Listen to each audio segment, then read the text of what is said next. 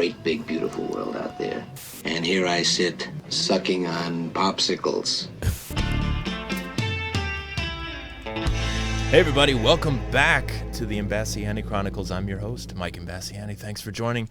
It's been a while since we've had an episode here, but it's good to be back, and I waited for a great guest, and we have a great guest. Hilarious comedian, good friend, and we're going to play a couple of videos, and then we'll get this party started. This is Shaun Jones. That's the best thing to do. You can't fight. Get naked. You run your ass up like, what?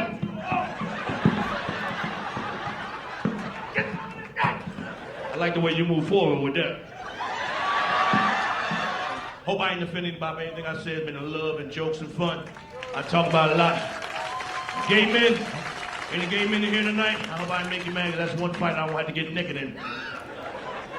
It'll be my luck. They already outside naked waiting for me, yeah?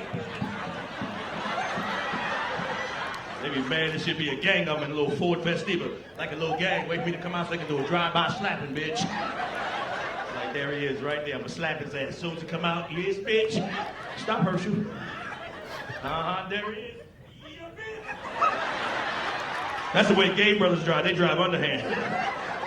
And that's so funny. The women laughing right now. But you're gonna watch them in when they drive home tonight. Put your hands at 3 o'clock, motherfucker. Now, what's your name, brother? Travis. 25-year-old Travis. Bless your heart. 25. Look at him, Mr. Jordan. 25. He don't even know how his penis worked yet. Didn't touch it and go all by itself. Pow! Sorry, I didn't know it was loaded. And there he is. Shaun Jones, how are you, my friend? What's happening, Big Mike? It's good to see you. How are you, my friend? I'm good. Good. Thanks for coming on. Thank you, man. Thank you for having me, man. I'm in Budapest, and I know. You were able to arrange that. All these years I've been trying always to get wanted to be there. Right, and Mike makes it happen. It's the only the man. least I could do, my friend. Right. So it's good to see you. I think you're at Imbasciani at the time of recording this here in Southwest Florida, Port Charlotte, and you were here, about 8 months ago? I think that's when I met you the first time. I think so, yeah. I didn't realize it was only 8 months ago, because usually it's like a year or better when before I come back. So right. I'm just glad to be back as quick, Yeah. Having a great time so far this week. Excellent. And what got you into comedy? Because you said we were on the radio on Thursday, and you said you've been doing this for like 28 years now. Yeah, longer than you've been alive. Yeah. You don't even know how your penis works yet. No, I'm 26. Pow! Pow! It goes off by itself. That bad boy is sensitive to touch. Yeah, right? But, no, I honestly, I don't even know how it got started. It was like I was in corporate America. I wanted to climb up the corporate ladder, as we all, do when we come out of school. What were you doing in the corporate world? I worked a number of different jobs. I was working for the Board of the Board of Education, and in New Jersey, I was working for I forgot what department I was working. I was working for the actual head of the Orange Board of Education. Oh, wow. And we're doing accounts receivable, I think it was. And so a fun job that made you feel fulfilled in life. Yeah. I've had some interesting jobs. I worked for a law firm for a while. I worked for State Farm. I worked for the law department up in Jersey. So I had a number of different jobs, but I left Jersey and I went to Delaware for a short time. But then when I went to South Carolina, and that's when it all happened. Yeah. I moved to South Carolina, and they had this comedy tour that came through with a lot of people that I knew, from being in New Jersey, the comedy club we used to frequent. And they just said, hey, you should try comedy. You're witty, you dress well, so try it. And boom, I did. And the bug got me that day, and I never looked back 28 years later. That's awesome. What was your first gig? It was at a pizza. I remember it being some type of pizza parlor. It was a nice place. It was downtown Charleston. It was more like a college crowd type. It was packed. Nice. And good crowd then. It was a good crowd, and it was just I had a great response. Was it because I've talked to many comedians. They talk about it's like an open mic setting. Was it one of those open mics, or? Yeah, it was an open mic, but it was like it was a selected group of comedians that they put on this particular show. So it wasn't just like whoever showed up got on the stage. It was just like, because we had a comedy workshop. I started out like doing it with a format. We went to a comedy workshop. Very good friend of mine, Tony Kemp, had a comedy workshop because he had been running comedy clubs for a number of years prior to me even starting comedy. So he would give us the mechanics and all the techniques of being, of writing and performing and all the different things that a lot of comics don't learn until they go through the motions. They learn this from being on stage. So we were prepared before we even went on stage. And so he picked a group of comedians who he thought would be perfect for this show. And I was one of them. And it was great, man. That's awesome. So, and that kind of, I feel like that would let you not have so much nerves in that situation then, because you've been in the workshop, you've been doing it. Because like I said, I talked to some people and they just go, I decided to just go to an open mic one day and that gave you the bug. Right. But you got the bug, worked it out, and then put it on stage. Yeah, because every single week we were at this. There was a big gigantic sports bar in Charleston that had this little room that they turned into a comedy club. Okay. So we would have all the comics there, and you would have to write your set the week before, and then you would have to go on stage and perform for the comics, and they would critique it and let you know what to do, what to take out, all the different stuff. Yeah, so that's smart. We kind of had it was like preparing for a football game, instead of just going on the field and just doing whatever comes to mind. So it was structured. It was well structured. And I guess that's why I still carry those characteristics to this day. I guess that was a proper way of, learning the biz. A lot of people don't get that opportunity. So I was very grateful for that. Cool. And then where do you feel like you took that next step into, okay, this is really a great profession that I want to do the rest of my life? Was it that first time stepping on stage, or was it, because I've talked to people, even as a musician, they talk about, you go in steps every 5 years, you hit this milestone where it's that next level. Honestly, my career went from 0 to 60 in like no time. I don't know. It's just my personality and my brain, the way that it works. When I stepped on stage that first time, this was the funny part. I was working at the time that I actually started comedy, I was working for State Farm. I was doing cold calling for people to get insurance. This is the worst job in the world. No, this isn't Jake from State Farm. Exactly. But the cool part about it, the guy R.J. Washington, it was his business, and he saw that this wasn't for me, so he laid me off.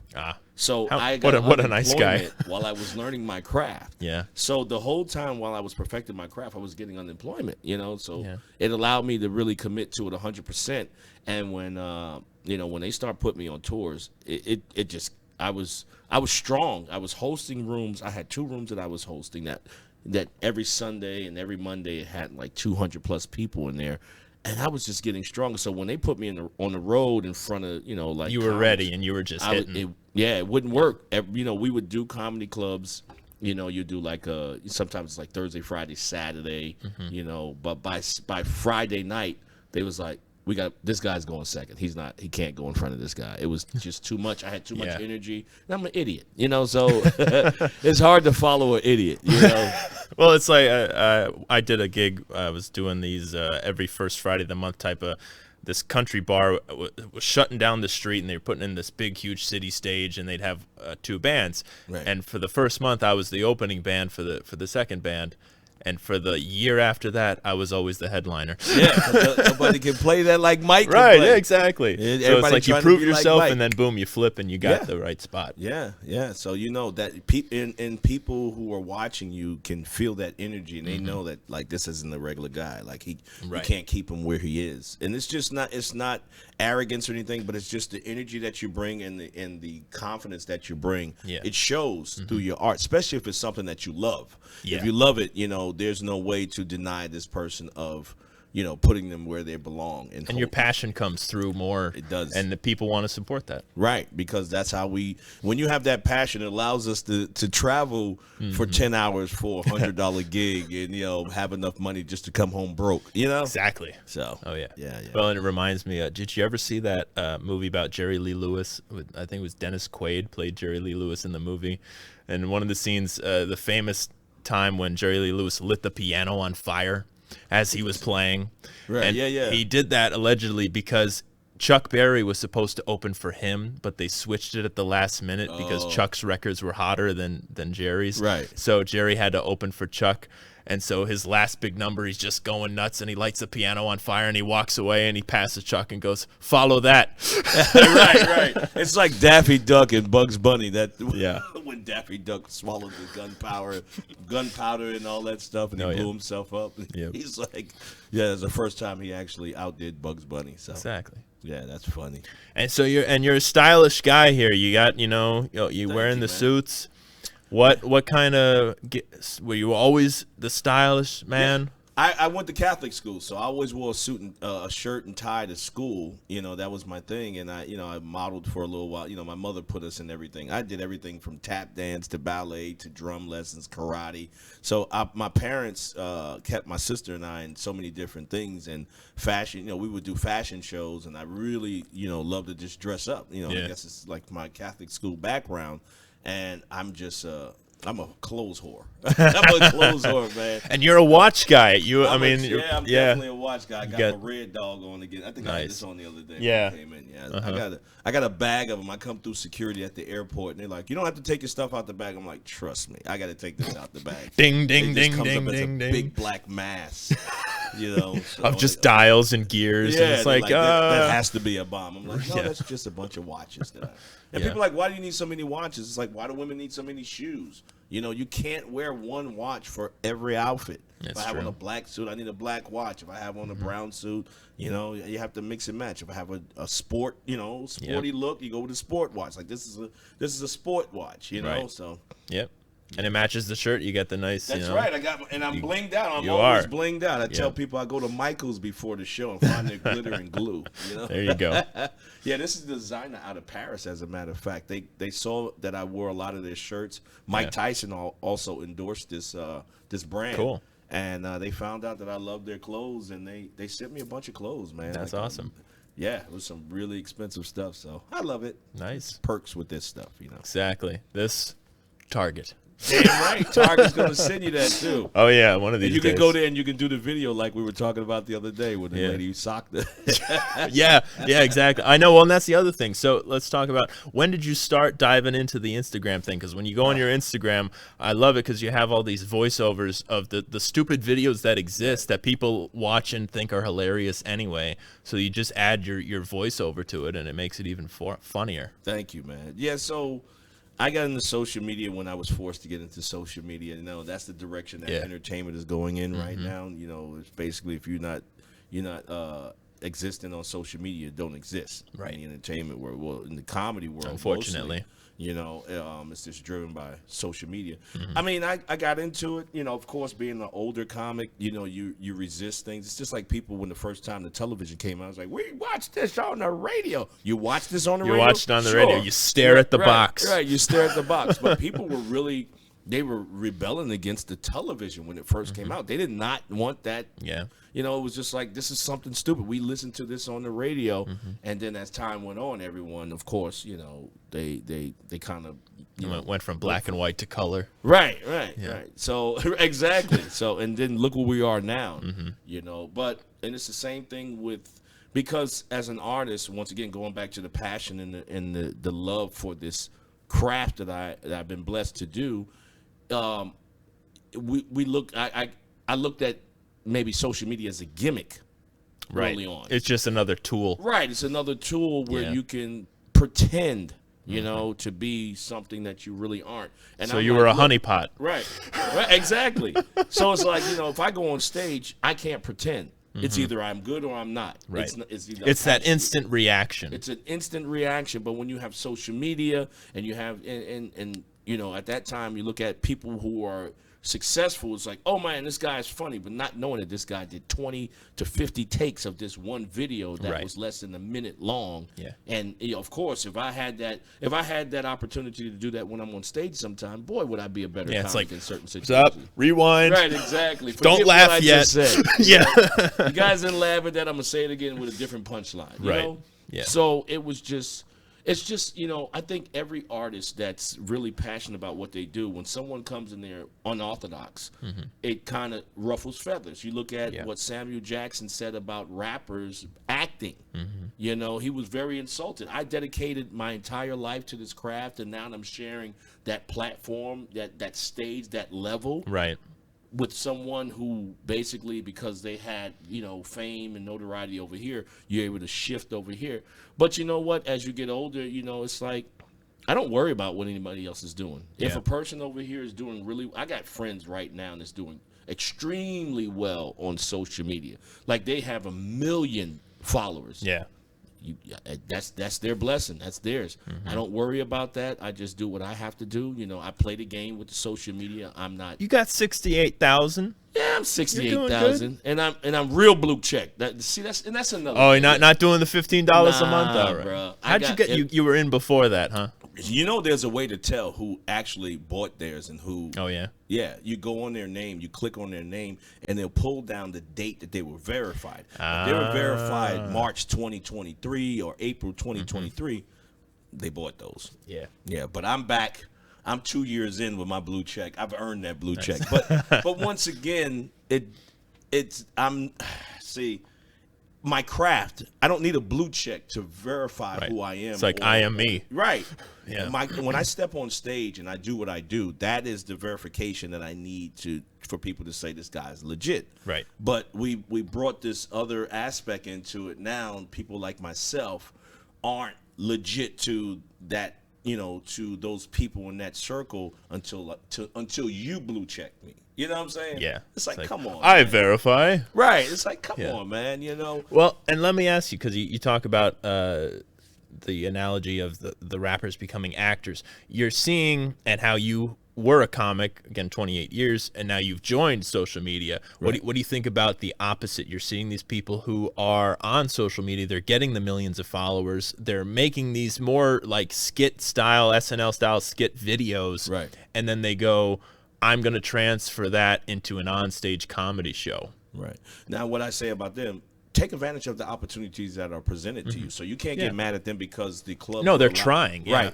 The clubs are the ones to say, you know, that I look at and say, well, you're really becoming lazy. Now you're seeing someone who actually has a following, and you're removing any kind of marketing and promotional stuff that you would normally have to do to promote your business, anyone else, and you're leaving it up to this artist. So you're really buying into, I hate to use this word, but you're buying into the gimmick. Now, these people, if that door is open for you as an entertainer, you know, you got to take it. Yeah, you got to take it. But here's the problem: if you're not in it for the right reasons, eventually that fire will burn out. Right. You know what I mean? So if you're gonna open up that door, be ready to go through there. You know what I mean? It's just, you have to put the work in. Like I use someone like Country Wayne. I don't know if you're familiar with Country Wayne. Yeah, I've heard the name. Yeah.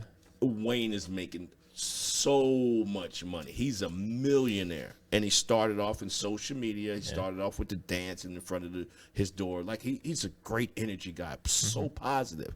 And when he first started, he wasn't he was going to these comedy clubs and he was barely getting by. Yeah. But during that time, he studied the craft. He surrounded himself with seasoned comics that can give him the structure and the right critiques. Yeah. And now, he's a force to be reckoned with on stage. That's he great. does his job. Yeah. So now you go out and you spend $50 to see him. You're going to say, I got my money's worth. Right. You know, so I respect that. If whatever you do in life, when the opportunity presents itself, you can't worry about what everyone else thinks about you, because people are going to say, well, he doesn't deserve that, or how did he get that? And you can't listen to the noise, the background noise, because that's why it's background noise. So if that opportunity presents itself, but when it does, put in the work to be able to show people, not even show people, but to show yourself, I deserve this. Yeah. You know? Well, that's a good take. Like you said there, if those opportunities are there, they should take it, but they should go about it the right way. Right. And and actually mean it, not just cash in on their found success through the internet and say, yeah, I can do that on stage. No, you can't. There's a lot of guys out there, a lot of guys and girls that's doing that, and they're going down in flames after a while. You know, they'll pack the house one time. Right. Because their name has that punch, but then they see the substance and it's not there. Right. Exactly. Yeah. So exactly. You know, it is what it is. You gotta move with the time. Yeah. You know. Well, and that's the thing. So how was COVID for you? Like, where were you when COVID hit? Wow. In the house with everyone else. Yeah. Man, honestly, COVID wasn't as devastating to me as it was to a lot of people. Yeah. You know, I say to people, if you came out of COVID the same way that you went into it, you didn't really utilize what was there for you. Yeah. It gave me a chance to take a look at myself. You know, to self. And you were like, damn, I look good. Yeah, every day with the same style. Outfit, right. I look good in my pajamas for 75 days. Yeah. But no, it was like to really say, what is it that I want to do with my life? Where am I at now? What can I change and do differently? Yeah. So it was a way to really. It was like going to. You know, to like a place where just when you, what is it? I can't think of like the the Asian guys that sit in the they don't speak for 20. Oh yeah, like you're a monk. Like a monk, yeah. Yeah, It's like yeah. where because that's basically what we were. Right. We were monks. We were in a house by ourselves. We spoke only to ourselves mostly. You know, and you're there for almost 24 hours a day. Yeah. And you question things, and because now what it allowed me to do was when I have that question about some aspect of my life, I don't have any interruption to say, okay, well, I only can think about this for an hour because I got to get up and I got to go to a show, or I got to go to work, I got to go to the grocery store. You had more time to like internalize that and think about it. Yeah. And if you really wanted to find out what type of person you really dug deep. You didn't fool yourself. So I came out the pandemic, and man, and fortunately, there were opportunities out there that, and I'm not the kind of guy to research, but for some reason I researched, and I was well taken care of. You know, unemployment, love you, because as an entertainer, we usually are not part of that world. Oh, I didn't get my $2,000. You didn't? Nope. Well, I'm sorry to hear that, brother. I'm sorry to hear that. Yeah. But no, it kept me afloat. It gave me a peace of mind. It allowed me to focus on what it was that I needed to focus on. It was me. Right. So when I came out with a new attitude, and it was like so many opportunities presented itself. I went on tour. I was on tour with Bill Bellamy right out the box. Nice. And then, I'm on tour with Ricky Smiley. And I was doing my own tour dates. It was just like so many opportunities coming to me. So the pandemic was a good reset for you. It truly was. Yeah.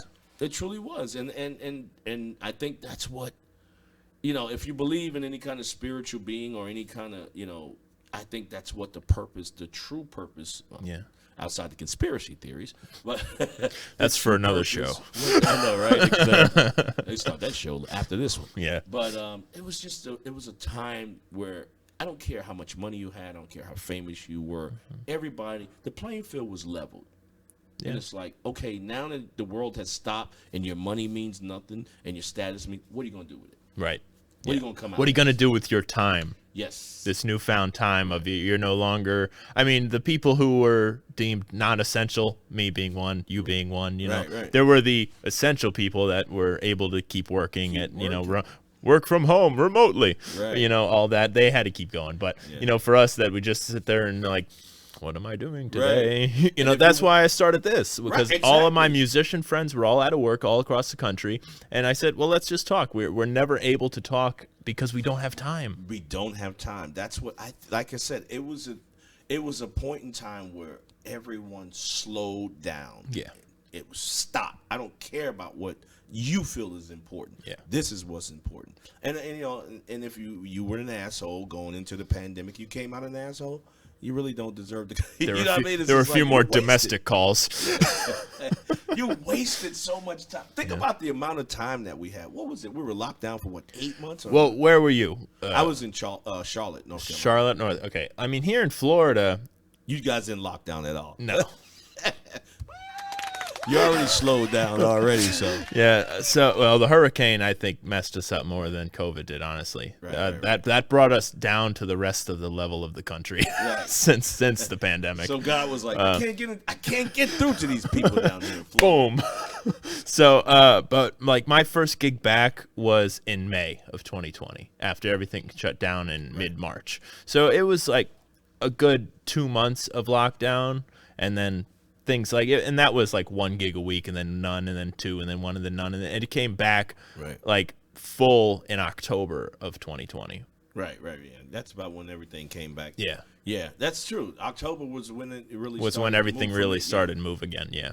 Yeah, so. But I mean, things haven't been the same. Certainly in places like California, I have musician friends, Michigan, Indiana, Chicago. That things just still aren't the same, That's unfortunately. Yeah, man. So we're blessed in a lot of different ways that we really don't realize. Yeah. Until we have conversations like this, but. Yeah, the pandemic wasn't as devastating. I came out making more money. That was another thing too. I came out making more money. For shows. I found my worth. I was like, look, I mean, I already know like it on my couch. If you want me to show up, you pay extra. Hey, I can do it on Zoom.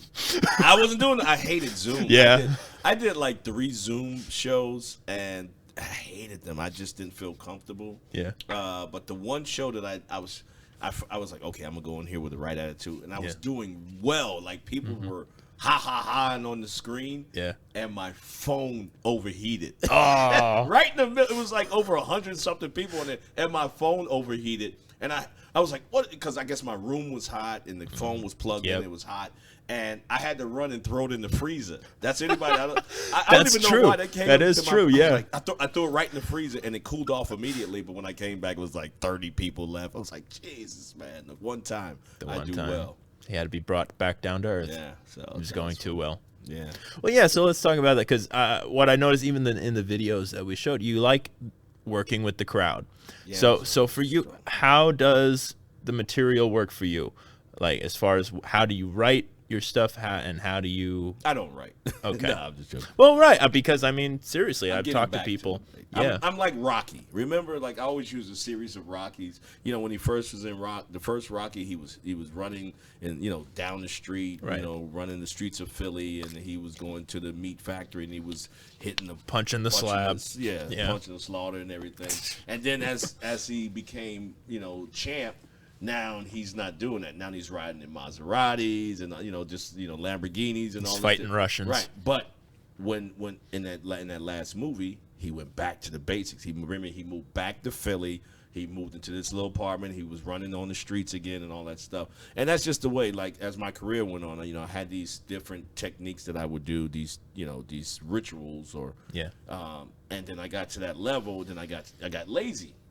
But now I'm starting to get back to writing, just giving myself a little structure. I think it hones my mind in a little bit better. But I'm already an off-the-cuff type of guy. So it's like you write more outlines and then go with it. My mind works very quickly on That's good. I tell people, any of my classmates from Jersey, they will vouch for this. Like I said, I went to Catholic school. Now, no, this is Were they dangling you out the window by your ankles? No, I'm saying the story is, it's an adult story, but it's a funny tone, so I don't know if it's even go ahead. So I went to Catholic YouTube, school, okay. and we had a priest. We had sex ed in Catholic school. Go figure. Nice. We were taught sex by a person who vowed never to have sex. That's a good. Whoever put that together? Is it the Pope? That curriculum together. Right. It's like we had brother Ralph was our sex ed teacher. There you go. He vowed not to have sex, but I'm gonna teach you what to do during sex. Like, bro, how do you know this? Anyway, so we're in this class, and there's this one girl that everyone is attracted to, and I'm gonna talk. This is the first time that my brain was clicked. My mouth was it shot out like the ball in the Powerball, so she raises her hand and she asked Brother Ralph. She said, "Brother Ralph, I'm sorry to even say this." She's like, "Brother Ralph, if you're giving a guy oral sex and he ejaculates in your mouth, can you get pregnant?" Legit, I promise you. It's in context, folks. Right. You know what I'm saying? So I'm just a messenger. She asked that question, if you're giving a guy oral sex. And all the guys went. Right. Not Shaun. My instant, and I'm looking down at, I remember, I'm looking down at my notepad. I think I'm writing something. I'm listening to her and say, "Brother Ralph, if you're giving a guy oral sex and he ejaculates in your mouth, can you get pregnant?" I looked up and said, "No, you'll just get baby teeth." And I just went back to writing. And the class erupted. And I'm like, what? It's like, it didn't even register. It didn't register. It was logical. You know, it was just a logical answer. And it was so crazy because Brother Ralph, he looked at me like, you know, he's like, Shaun. He like yelled out my name like he was gonna yell at me and get. And he turned his back. And as he turned his back, he stood there, and all you can see was his shoulders going like. Because he was laughing. He was crying. He was crying, laughing. Oh, that's great. He couldn't even get mad because it was just like. It was too good. It's too good. That's the way my brain works. It's like, that's not a normal person thinking like that. Yeah. You know what I mean? And that's what my comedy is. Like something that if I'm looking at this notepad or whatever, you know, if I'm looking at this sticky note, you would come up with just so many different jokes about it. But I would look at it and say, there's something there that's not, you know, obvious to the eye. So let me look around back. Let me find that one thing. Yeah. And that's what makes you different than everybody else. Right. Yeah. You know, so I'm grateful for that gift because it's like sometimes people are like, where'd you even get that from? And it's so quick. I before when I think it comes out, and it's just like some of the most. Sometimes I'm like, I don't even come up with something like that. And say, because you're an idiot. You're an idiot. But it works. Right. Yeah. Well, that's why I like, you know, you talk about the difference in crowds. Like you're at Imbasciani. Right. So, and you have multiple shows in the week, Wednesday, Thursday, Friday, and 2 on Saturday. And it's amazing just the difference in crowd in the same venue. Yeah. Day to day. Yeah. It's like, living, and then by the weekend, you're performing for the dead. Right, especially the Late Show. I know. I tell people. I like going to the Late Show because I feel like the comics that's like it's the last one. They just leave it all out there. Yeah, they just like get the hell out of there. You know? Yeah. But yeah, no, I always talk about Port Charlotte and the age. I'm like, what is the age limit? The age limit in Port Charlotte is dead 2 weeks. That's the age limit. Like, yeah. It's so funny. You got 75-year-olds driving 25. You got 25-year-olds driving 75. I'm like, you guys need to switch off. You know, like these. Yeah. Oh my God. But yeah, it's just my material that I do here is the same material that I do in front of an all black crowd, all ghetto crowd, or all, you know, it's just all, and it's just the cadence, it's just the delivery. Sometimes, you know, I slow down a little bit more because I tend to talk fast. Sometimes you have to talk louder for the people with the hearing aids. What do you say about the ejaculation? How ironic that you heard that one, Popeye. Right? You know? Yeah. What did he say about 75?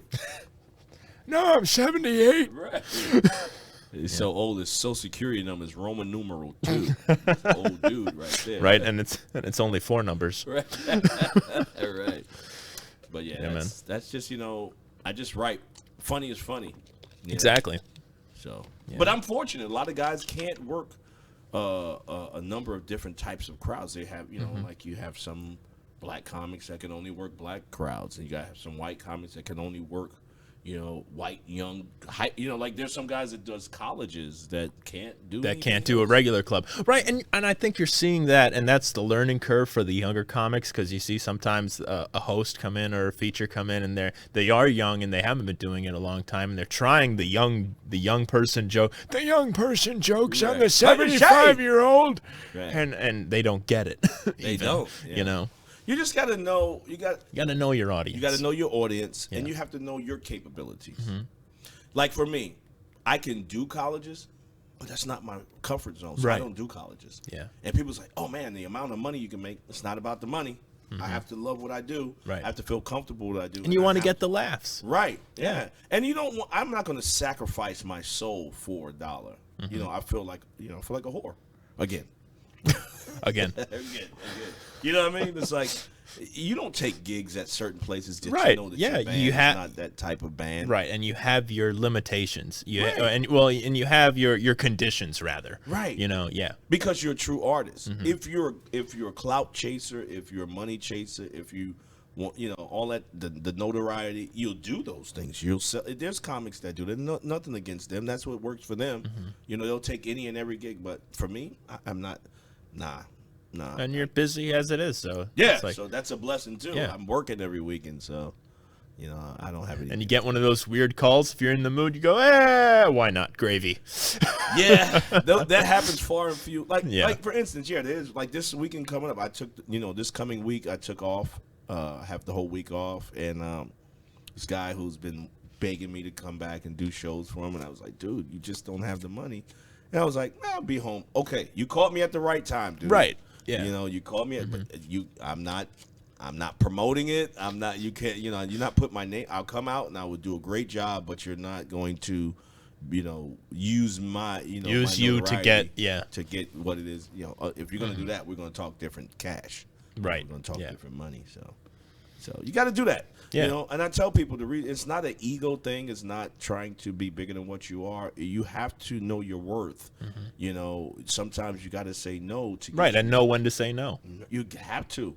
It's and the thing is, I tell comics too, you can't take any and everything that comes to you because how do you move to that next level? How are you going to expect someone to come, let's say Vasani's, if every single weekend I'm hanging out at Vasani's in every little club well, in and town? that's the thing for me. I'll use my musician experience with that because that's the thing. I grew up in this area. I've been playing professionally since I was 11. I'm 26, and always in this area.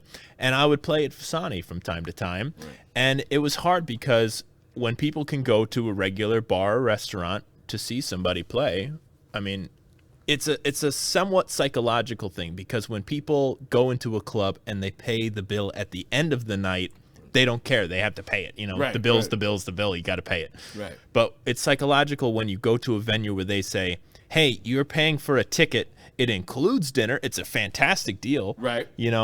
But you have to pay it now. Right. And then they go, oh, I don't know about that.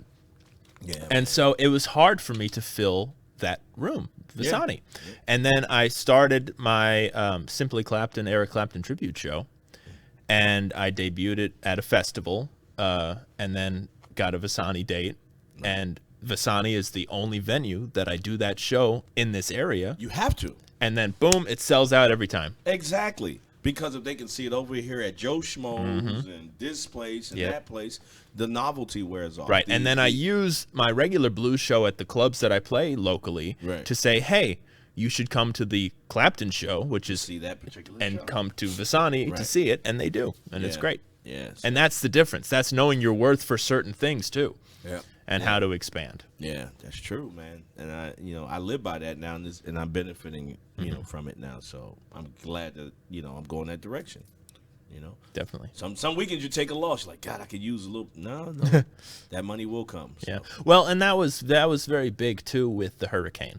You know, because I mean, with COVID, when things shut down, you lost venues, but you still knew they were there, and it was just a matter of when they were going to open again. Right. With this hurricane that happened, venues are literally gone. Man. And if they do come back, it's going to be at least 5 years anyway to rebuild and get through all the red tape. Because that's what happened in 2004 with Hurricane Charlie. Punta Gorda got destroyed. Yeah. But and so that's the difference is finding the right venues again, but not lowering yourself to just take anything because something's gone. Right. Yeah. Yeah. No, you just wait it out. It'll come to you. I believe in energy and I believe in the universe. So you put that right energy and and you're made up of that, your worth and your commitment, the opportunity will come. You just got to be patient. Oh yeah. That's one thing that I heard when I was sitting there one day and I was talking to a friend of mine. I said, man, I'm, like things not working out. And he was like, man, I don't understand. You try to do right. I don't understand why it's not working out for you, Shaun. And while we're sitting there, as clear as you and I are talking, a voice said, I just need you to be patient. Yeah. That was it. And it sounds corny and it's like, oh, get it. Maybe it was a ghost in your closet. No, black people don't have ghosts. But you know what I'm saying? It just, I don't know what it was. Maybe it was my subconsciousness, but it resonated with me. Yeah. I just need you to be patient, and I live by that now. When I need money today, no, you don't. You think you do. Right. You're able to make it through. Yeah. And when the money is there, it'll come to you at the right amount. Well, and I've used that as well for me with the patience in that. After the hurricane, I was depressed. It was depressing. Yeah. I mean, to see your full calendar just I know. That's Yeah. Right before the pandemic, I saw this club called this club. It was like back. Bam, bam, bam, bam, bam. Yeah. Yep. Yeah. So I know exactly what you're talking about. But I've taken that opportunity to, spend more time with family, spend more time with friends, and have them be friends, and time, like I said, doing this podcast and making, you're my friend, Shaun. I feel Oh. Virtual hug. Yes. That was more like a tickle. As we sit, yeah, right. As we sit next to each other. I couldn't get to you because I'm in Budapest. Right, now, I know, so and I I'm would in have Fiji. I mean, Right. or Tahiti rather, and I'm wearing the right shirt for it. That's But You're blending in very nice. thank you. And I have my bird. Yeah, you have the bird. You should be in Tahiti, really. Right. Exactly. We could. That's so We funny. just we could switch. travel. Yeah. But it's allowed me that time, and that it's telling you to slow down and enjoy the time Yes. as well, and that's what's important. That is truly important, man. Mm-hmm. As you know, it's like as you get older, you get a little bit of wisdom, and you're like, those things that I thought was important, We're not. they really aren't. And I Yeah. tell people, you can't understand it until you go through the cycle. You know, things I did in my 20s, I didn't do in my 30s. The things I did in my 30s, I didn't do in my 40s, and so Yeah. on and so forth. You know, and that's just, it comes with time. You look good for 85. Huh? Yeah. What I did in my 80s, I didn't do when I was in my early hundreds. Right. Yeah. I don't know. I don't know if I want to live to be 100. I Right. think I'm going 95. 95. That's a good number. Yeah. And I'll just get on 75 and ascend into the clouds. 'Cause that's the highway to heaven right there. Right. Yeah. Yeah. Exactly. Well, and speaking about things that have happened in your life, let's talk about 2003 2003. and Shade. Yes. And that's pretty cool. I mean, a great group of actors in that movie. Jamie Foxx, one of them. Hope Yes. he's recovering all right. Prayers and Yep. condol. I didn't say condolences. You don't say prayers to my buddy Jamie Yes. Foxx. He suffered they said a medical condition, a serious medical condition, which I was told it was a stroke. So Yeah. So you know, speedy recovery. Speedy recovery. We need him here. He's very Yes. talented brother. Definitely. And He took down the guy who tackled Dave Chappelle, didn't he? no, he was there. Oh, okay. Dave's security. Yeah. But Jamie was on stage when that happened. Yeah. There. I thought Jamie pummeled the guy. I know. You see, remember the mugshot of the guy coming out on the stretcher? His It was arm was wow, that way. Yeah. It's like one of the little horror movies where the creatures are on the ceiling and stuff. Yeah, right. like that. Just mangled. Yeah, I'm a man. little teapot. Yeah, exactly. Yeah, but Jamie's very talented, and I pray for him. And but this movie, it had a star-studded cast. It had Sylvester Stallone. It had Jamie Foxx, Melanie Griffith, Stuart Townsend, Gabriel Burns from Usual Suspects, my boy Mark. Oh shoot, I can't. That's my buddy from Sons of Anarchy. Mark Boone, Mark Boone Jr., Bo Hopkins, Be Real from the rap group Cypress Hill, Glenn Plummer, Tandy Newton. It was a cast of just. I'm looking at all these actors and actresses that I grew up watching, and I'm like, And you're holy standing smoke, there with I'm them. I'm in the mix, and it's so funny. This one scene where everybody's going around the table, and I just saw Gabriel Byrne in Usual Suspects. Yeah, right. And like I said, Mark Boone. Mark was in at that time he was in Get Shorty with I forgot who was in Get Shorty. Oh. He was in like a number of movies. Do you know Mark? Yeah. Sons of Anarchy is like his most popular. I think that was John Travolta, was it? Or Get Shorty, was it? I think so. I'm pulling it up here. Yeah, John Travolta, yeah. So Mark was in that because he was like the guy at the beginning of the movie that they were chasing and they killed. Cool, him. yeah. But anyway, is Mark on there? I don't know if he's on the list. But I'm sitting there and they're going around the table saying, this guy, 30 movies, this guy 10 movies, and they get to me, I'm like, first principal one. role. And they're like, what? And it was so cool because they took me in and they made sure I felt comfortable. And I just remember this day sitting in my trailer, waiting for my chance to film. And Gabriel Burns comes to my trailer and he's sitting on my step and he's talking like you and I. I'm like, holy shit, this is the devil from what is the movie that he played in as the devil? What's her name? I'll look She it was up. dating Stuart Townsend. Let's see.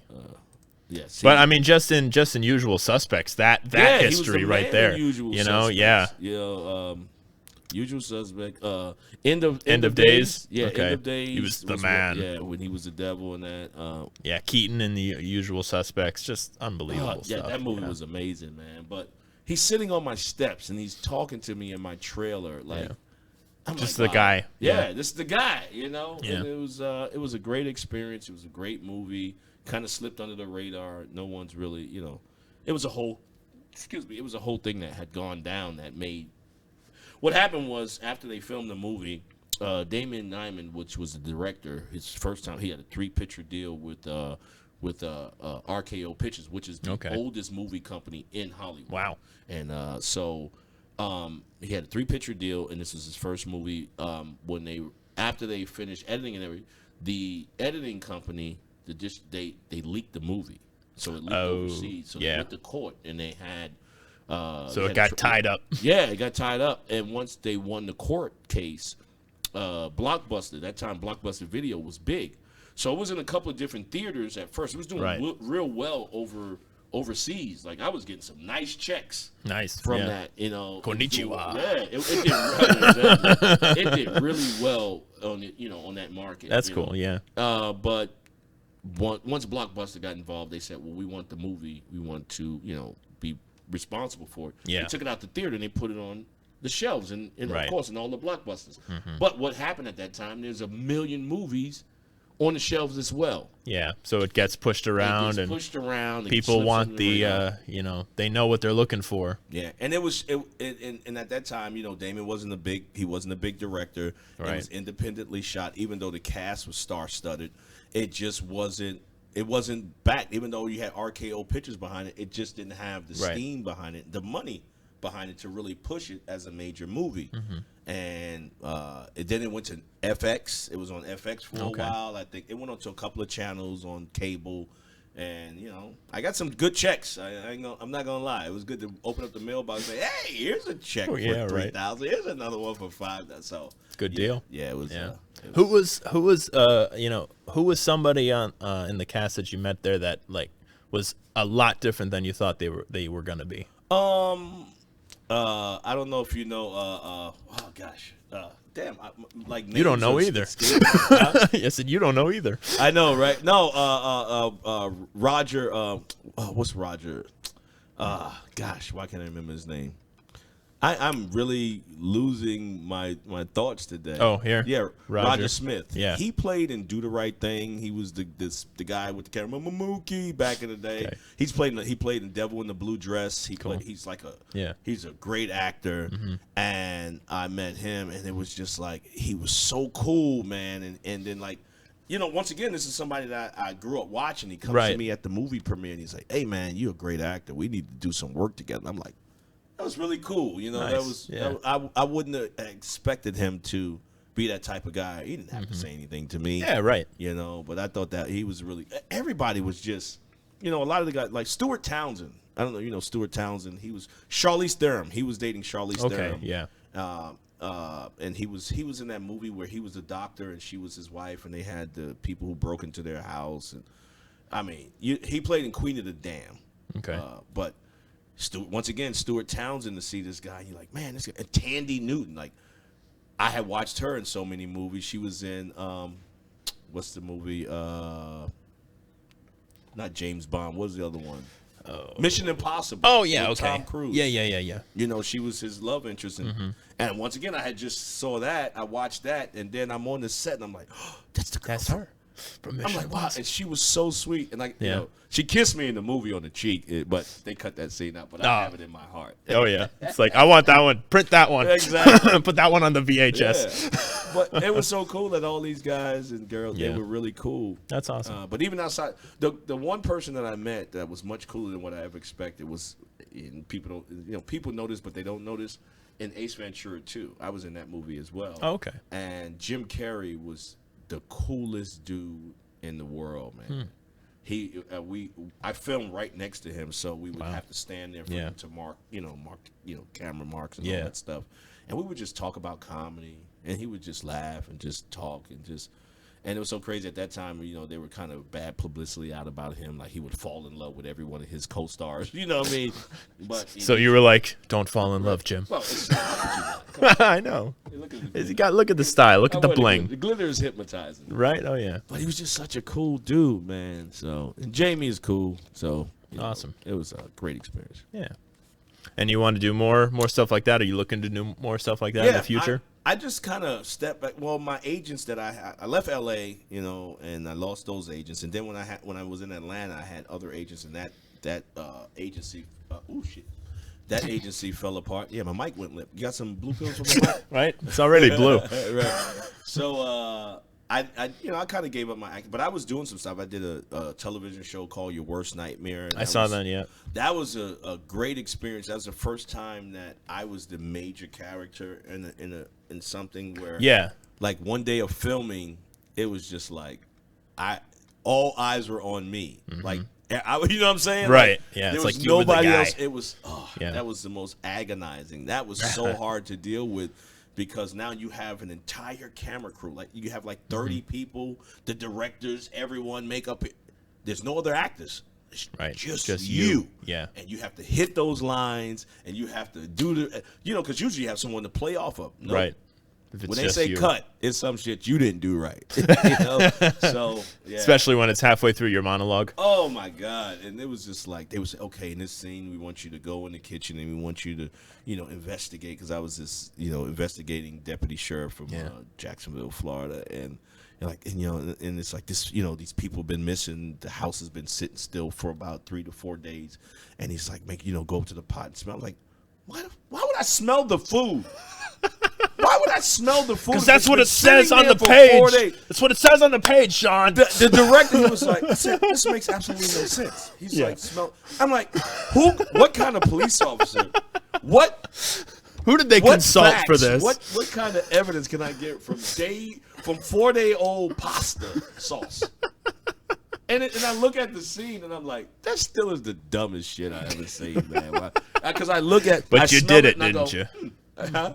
But you did it, didn't you? I go, and I wipe. I'm like, this is the dumbest thing, but it was just for me. But that was a good experience too. But Nice. it was stressful, But at the same time, it was fun. So I'm gonna do more acting. I want to really get back into my acting. I think I do okay. As an actor too. And you're working on a special? Yes, we filmed it already. We're just waiting for the release. Honestly, I have to go back in there, and that's what. While I was here, I went. They sent me a copy of my special, and I sat in the cigar lounge and I re-edited it. I put notes and stuff in there that I want, what I feel comfortable with, But it's it was filmed, great filming. It looks great. Awesome. And it's at a iconic venue in Minneapolis called the Dakota, which was a jazz club that's been around since the 80s. That awesome. Prince was a regular. Prince actually had a table that was his table. He would come up the back steps and sit at this table, and they had this room that would close off, and he would take some of the artists there after their performances. Awesome. Yeah, wow. So cool history. Yeah, it's right in the middle, the heart of Minneapolis, right on Nicollet Mall. Right in the heart, downtown Minneapolis, and I'm the first comedian that has ever performed there. They had everybody, every jazz artist, music-wise, I'm the first guy that ever told a joke on that stage. So wow, it was definitely a pleasure and definitely something to. For that special? Yeah, for my special. Yeah. Oh wow. Yeah. Okay. We rented out the venue for the whole weekend, Friday and Saturday, Father's Day weekend, and we filmed 3 shows and. Film my special, so that's fantastic. Yeah, so it was cool. So I'm excited to see what it looks like. The response that people, right? Yeah. But I got to get it right. I'm a perfectionist, and I think my buddy, the director Royal Watkins, he's like, dude, it's perfect. I'm like, not for me, bro. I can't.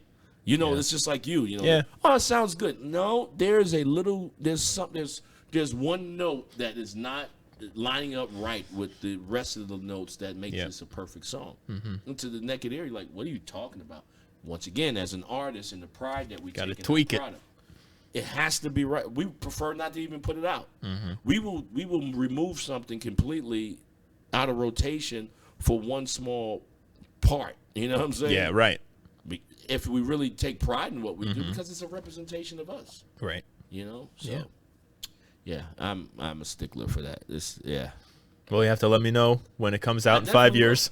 Right. You're like, this joke, he's talking about home phones. Yeah. Right. But no, that'll be exciting. Yeah. I'm excited about that. Yep. So. And then one final question. What's your worst gig? Port Charlotte. No. Honestly, I don't really remember what I mean. There's been gigs that have been horrible where I honestly. Well, one of the most interesting gigs was when I was in New Orleans at a venue. It was like 1,000 people, and right when I came on stage, the guy at the front table decided to have a heart attack. Oh, jeez. I'm like, dude, I mean, you got to pay your tab. You can't just have a heart attack and be escorted out on a stretcher and think that we're not going to hit you for that 15%, the 20% gratuity that you owe us. Yeah, he literally had a heart attack. Wow. I sat on stage. And I think this is when Instagram, when social media really started popping, because I remember I had a picture of me sitting on stage in the background with the guy in the gurney, like, and all that. And I'm like, I'm sitting here. Yeah. But they fixed him up. They put him on the stretcher, took him out, and was like, okay, go ahead with your joke. I'm like, go with my jokes. Yeah. And everybody's like, how'd you do that? I'm killing people. I'm killing. You're killing. I'm killing. Yeah. Yeah. Literally. That was one of the most interesting. That's fun. Yeah. And I did have a guy get. Same city. No, this was in Matthews, North Carolina. We were doing a comedy show, and there was a couple, and the guy who was arguing with his girlfriend, and he said something to him, and the guy next to him decided to stand up for her honor. This is not your girlfriend. She's with her with her date. I don't know what they were. And he stood up and he was like, you can't talk to that lady like that. And he got knocked out. I'm like, damn, bro. And he got knocked out while I'm on stage. It ain't your fight. Show. Yeah. It ain't your fight. Right. It's like, okay, go ahead. Like, people don't care. It's like, okay, he's out of the way now. We got ice on his eye. He's okay, go ahead with your show. You may continue. Like, how the hell do I follow a knockout? It's so crazy. But how do you jump up and defend someone and she has to defend you because you got knocked the hell out? Oh, yeah. And I love it. It's the same thing with music. I love playing when there's TVs on, there's some game on, people start clapping in the middle. It's like, thank you. Oh, no, somebody just shot a three-pointer. Right, exactly. Yeah. That's sometimes they don't even respect what we do, man. It's all right. But we power through. Yes, sir. That's what we do. So where can people find you? Yeah. I need this bat with me from now on. Exactly. They can find me at the mall here in Port Charlotte where the stores used to be. Nice. Yeah. Oh my God. Have you walked around there? Mall, oh no. I was like, maybe I'm early. They're not open yet. But no, I'm on social media. My name is Comic Shaun Jones. It's SHAUN, not W, because it costs extra for that extra loop in the W. Exactly. So I went with the U. SHAUN, Comic Shaun Jones on Facebook. I think it's Comic Shaun Jones 1. You can find me, Comedian Shaun Jones. Instagram. I don't do TikTok too much. Nah. They just Chinese communists stealing all your information. They do some real foul stuff, man. Some videos that they say violate the community guidelines. It's really just I don't even want to. That's for the next show. That's for the next show. That's for the conspiracy show. Yes. And Twitter, Twitter's just all porn now. So I heard. Allegedly. Allegedly. Right. So, yeah. And my YouTube, I'm Comic Shaun Jones. Excellent. Yeah. Well, Shaun, thank you, my friend. Thank you, Mike, Greatly for having appreciate it. A lot of fun. Go check him out, folks. You got Yes. that lady you got punched out on at Target. You watch. That's going to be the next Shaun Jones video. We're going to have to do something about that. Exactly. Brother, thank you. Thank you, brother. And I'm probably going to come out to the Late Show tonight over at Fasani, so it's going to be fun. Folks, thank you for watching. Make sure you subscribe to the YouTube channel. Share it around with your friends. Go follow Shaun, and we'll see you all very soon.